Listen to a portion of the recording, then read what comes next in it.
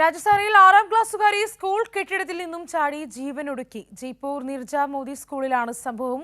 അധ്യാപകരുടെ മാനസിക പീഡനമെന്നാണ് കുട്ടി ജീവനൊടുക്കാൻ കാരണമെന്നാണ് രക്ഷിതാക്കളുടെ പരാതി. വിവരങ്ങളുമായി അബ്ദുൾ റഷീദ് കൂടി ചേരുന്നുണ്ട്. അബ്ദുൾ റഷീദ്, തികച്ചും ദാരുണമായ ഒരു സംഭവം.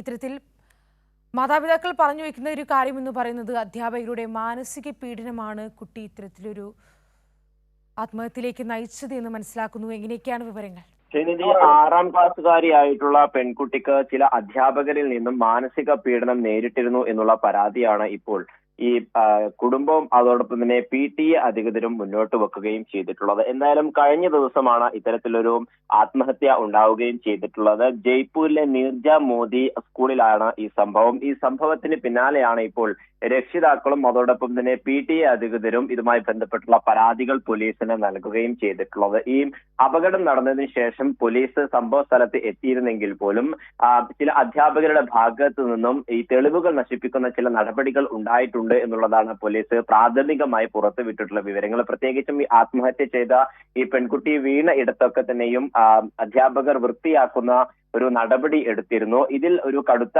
വിമർശനമടക്കം ഇപ്പോൾ ഉയർന്നു വരികയാണ്. എന്തായാലും ചില അധ്യാപകരിൽ നിന്ന് നേരത്തെ തന്നെ ഈ പെൺകുട്ടിക്ക് ചില മാനസിക പീഡനങ്ങൾ ഉണ്ടായിരുന്നു എന്നുള്ളതാണ് രക്ഷിതാക്കളും ഇപ്പോൾ ആരോപിക്കുന്നത്. എന്നാലും സംഭവവുമായി ബന്ധപ്പെട്ടുള്ള പോലീസ് അന്വേഷണം ഇപ്പോഴും തുടർന്നുകൊണ്ടിരിക്കുകയാണ്. ഇതിന്റെ CCTV ദൃശ്യങ്ങളൊക്കെ തന്നെ പുറത്ത് വിടുകയും ചെയ്തിട്ടുണ്ട്. കൂടുതൽ അധ്യാപകർക്കെതിരെ നടപടി സ്വീകരിക്കുന്നതുമായി ബന്ധപ്പെട്ടുള്ള സൂചനകളാണ് ഇപ്പോൾ പുറത്തു വരുന്നത്. എന്തായാലും സംഭവവുമായി ബന്ധപ്പെട്ടുള്ള അന്വേഷണങ്ങൾ നടന്നുകൊണ്ടിരിക്കുകയാണ്.